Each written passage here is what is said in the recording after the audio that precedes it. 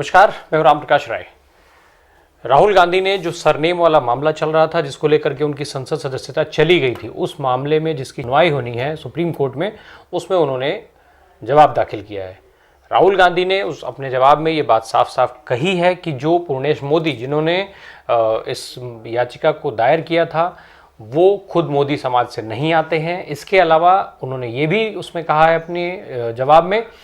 कि जब पूर्णेश मोदी एक तो समाज से नहीं आते हैं, दूसरा उन्होंने उस बयान को सीधे सीधे नहीं सुना था, इसलिए सुप्रीम कोर्ट को से जो है राहुल गांधी को राहत मिल जानी चाहिए। इसके अलावा उन्होंने ये भी कहा है कि सेशंस कोर्ट में मामला जो है वो पेंडिंग है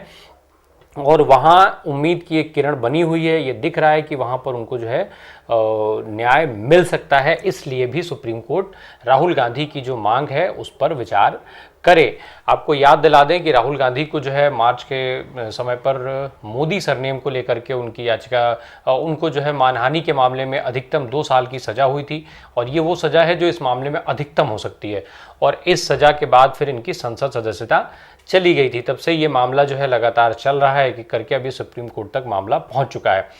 दूसरी ओर इसको लेकर के तमाम तरीके के कयास भी लगाए जाते हैं। अलग अलग विश्लेषकों द्वारा ये बात कही जाती है कि राहुल गांधी की संसद में वापसी किसी भी तरीके से सरकार नहीं चाहती। सरकार नहीं चाहती है कि राहुल गांधी को दोबारा जो है किसी भी तरीके से संसद में आने का मौका दिया जाए। इसके पीछे वजह बताई जाती है कि राहुल गांधी जिस तरीके से संसद में मुखर थे, लगातार सरकार पर हमले कर रहे थे, कई सारे मुद्दे जो थे उनको लेकर के वो सीधे सरकार से सवाल पूछने का काम किया करते थे। ये सरकार के लिए जो स्थिति थी वो असहज हो जाने वाली थी और इसी के चलते ये स्थिति आज जो बनी है वो दिखाई दे रही है। अपने जो राहुल गांधी ने जिस तरीके से वो चाहे अडानी का मामला रहा हो, हिंडनबर्ग रिपोर्ट का मामला रहा हो, इसके अलावा इसके पहले के राफेल का मामला रहा हो, अडानी अंबानी से संबंधों का मामला रहा हो, अडानी के अमीरी का मामला रहा हो, एक एक करके वो जिस तरीके से सीधे प्रधानमंत्री नरेंद्र मोदी को टारगेट करते हैं, उनसे सवाल पूछते हैं, उससे ना तो प्रधानमंत्री और ना ही भारतीय जनता पार्टी के दूसरे नेताओं को जवाब देते बनता है। इसके चलते राहुल गांधी खुद ये बात कई बार कह चुके हैं और खासकर भारत जोड़ो यात्रा के दौरान ये बार बार इस बात को उठा रहे थे कि जब वो बोलते हैं संसद में तो उनका माइक जो है बंद कर दिया जाता है। कुछ इसी तरीके का आरोप आजकल कांग्रेस पार्टी के राष्ट्रीय अध्यक्ष मल्लिकार्जुन खड़गे लगा रहे हैं कि संसद में जब वो बोल रहे हैं राज्यसभा में तो उनका माइक जो है वो बंद कर दिया जाता है, बंद हो जाता है। वहीं टेक्निकल फॉल्ट की जो बात की जाती है उसको लेकर के भी अब तमाम लोग सवाल उठाने लगे हैं कि आखिर ये टेक्निकल फॉल्ट जो है हमेशा उन्हीं नेताओं के साथ क्यों होती है जो सत्ता पक्ष के खिलाफ मजबूती से आवाज़ उठाने का काम करते हैं, लोगों की आवाज़ बनते हैं, लोगों की समस्याओं पर सीधे सरकार को घेरने का काम करते हैं। बार बार आखिर ये दिक्कतें उन्हीं के साथ क्यों आती हैं। अब ये जो सिचुएशन बनती है, जो लगातार इस तरीके की चीज़ें हो रही है, जिसको राहुल गांधी भी उठा रहे थे और अब मल्लिकार्जुन खड़गे तमाम मंचों से इसको उठाते हुए देखे जा रहे हैं, सुने जा रहे हैं, तो ये जो स्थिति है वो काफ़ी असहज एक बार फिर सरकार के लिए हो गई है, भाजपा के लिए हो गई है, प्रधानमंत्री नरेंद्र मोदी के लिए हो गई है और साथ ही साथ भाजपा के उन नेताओं के लिए हो गई है जो मुखरता से जो आक्रामक रवैया अपना करके राहुल गांधी को घेरने का काम करते थे, कांग्रेस को लेकर के कई सारे सवाल उठाते रहते थे। तो ये जो स्थिति बनी है अब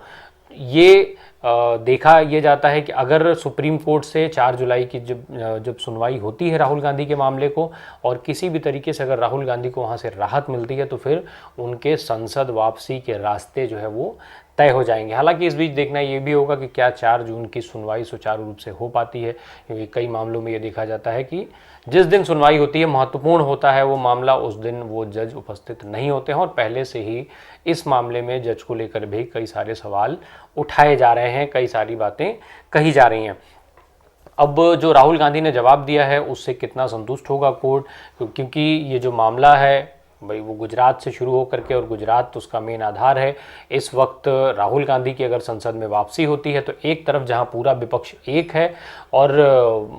मल्लिकार्जुन खड़गे मुखरता से बोल रहे हैं और राज्यसभा के अंदर, और दूसरी तरफ जब लोकसभा में राहुल गांधी भी अगर मौजूद हो जाते हैं और वो भी उतने ही आक्रामकता और मुखरता से बोलते हैं तो शायद सत्ता के पास फिर ऑप्शन नहीं बचेगा कि वो कुछ बोल पाएँ। जब सत्ता के पास कोई ऑप्शन नहीं बचेगा, ऐसी परिस्थिति में किसी भी हाल में आज की तारीख में ना तो नरेंद्र मोदी और ना ही अमित शाह चाहेंगे कि इनकी संसद में वापसी हो। ऐसे में सरकार जो है अपने प्रयासों में कोई कोर कसर नहीं छोड़ेगी और इसी प्रयास का जो है वो बानगी देखी गई थी जब राहुल गांधी के सुप्रीम कोर्ट पहुंचने से पहले पूर्णेश मोदी जो है वो उन्होंने वहां पर कैविएट फाइल की थी ताकि राहुल गांधी के मामले पर तुरंत जो है वो सुनवाई ना हो सके। तो ये सारी जो है वो कहानी थी। अब राहुल गांधी ने जो उस समय कहा था, वो जो स्थितियां थी उनको लेकर के उनका बयान आया था जिसमें उन्होंने कहा था ये बात कि जो भी लोग, जो तमाम वो लोग जो पैसा लेकर के देश से बाहर गए, उनमें जो ज़्यादातर लोग थे उनके सरनेम में मोदी थे और उसी को लेकर के वो चुनाव में उन्होंने सवाल उठाया था। उस पर ये सारा बखेड़ा खड़ा हुआ किस तरह, और ये जो है हम कई बार आपको बता चुके हैं किस तरीके से घटनाएं हुई, कहाँ से उस मामले की शुरुआत हुई और आज वो मामला कहाँ तक है। पर अब इस मामले से ज़्यादा महत्वपूर्ण चर्चा ये हो गई है कि राहुल गांधी की संसद में वापसी कब होगी और हो पाएगी कि नहीं हो पाएगी, दोनों परिस्थितियां। क्योंकि एक तरफ जहां भारतीय जनता पार्टी नी जो एनडीए है वो लगातार उसके जो नेता हैं वो इंडिया जो विपक्षी दलों का गठबंधन है उसके चेहरे को घोषित करने की मांग करते हैं। दूसरी तरफ आज इंडिया के जो दल हैं उन दलों में चेहरे को लेकर के, प्रधानमंत्री के उम्मीदवार को लेकर के बात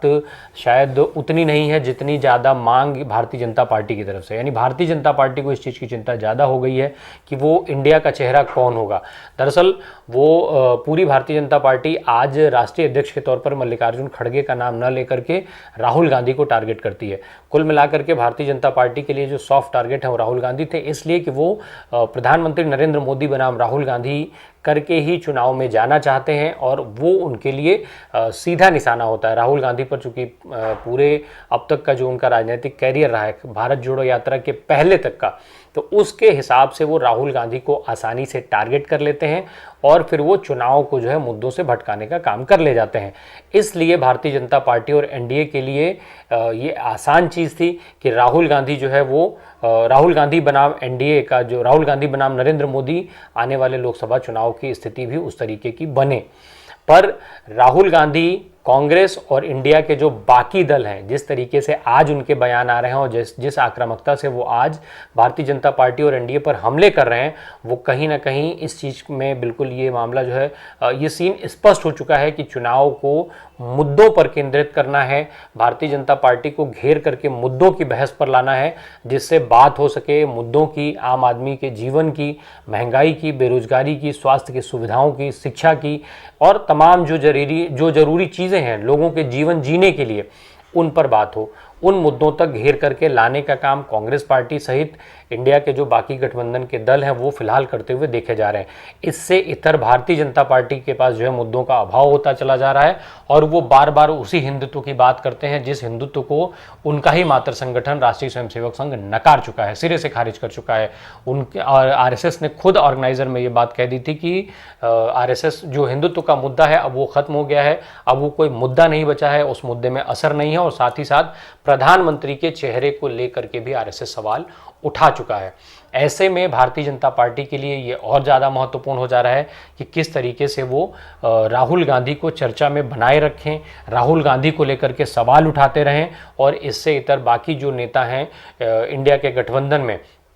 उनके नामों से, उनकी चर्चा से दूरी बनाए रख सकें। अगर वो उनसे दूरी बनाए रहेंगे तो भारतीय जनता पार्टी की तरफ से वो चर्चा में लाए नहीं जाएंगे और ऐसे में चर्चा भारतीय जनता पार्टी जो है वो नरेंद्र मोदी बनाम राहुल गांधी ही करना चाहेगी। बहरहाल ये जो सियासी चीज़ें हैं, जो सियासी समीकरण हैं वो लगातार बदलते रहते हैं। देखा कई सारी जो परिस्थितियां होती हैं उन पर निर्भर करता है कि चुनाव जो है वो किस तरीके से होगा। राहुल गांधी और इंडिया के बाकी दल और उसके जो नेता जिस पैटर्न पर आज चल रहे हैं, अगर ये पैटर्न आगे जारी रहता है, कोई जो है इस बीच में ऐसा बयान किसी के द्वारा नहीं दिया जाता है जो पूरी डिबेट को पलट करके रख दे, तो निश्चित तौर पर आने वाला जो चुनाव है वो कांग्रेस के लिए मुद्दों पर टिकाए रख पाना आसान होगा और भाजपा मुद्दों पर बात नहीं करती, मुद्दों पर उसके पास देने के लिए जवाब नहीं है। ऐसे में ये चुनाव भाजपा के दृष्टिकोण से टफ हो जाएगा। तो कुल मिलाकर के अब राहुल गांधी के आने वाली जो सुनवाई है, उस सुनवाई में फैसले पर चीज़ें निर्भर करेंगी कि राहुल गांधी की संसद में वापसी हो पाती है या नहीं हो पाती है, या फिर सरकार का जो सरकार जिस मनसे से आज काम कर रही है, जो उसकी मंशा है, क्या वो पूरा हो पाती है। तो अब ये जो है वो भी 4 जुलाई को स्पष्ट हो जाएगा। 4 जुलाई तक इंतज़ार कीजिए। धन्यवाद।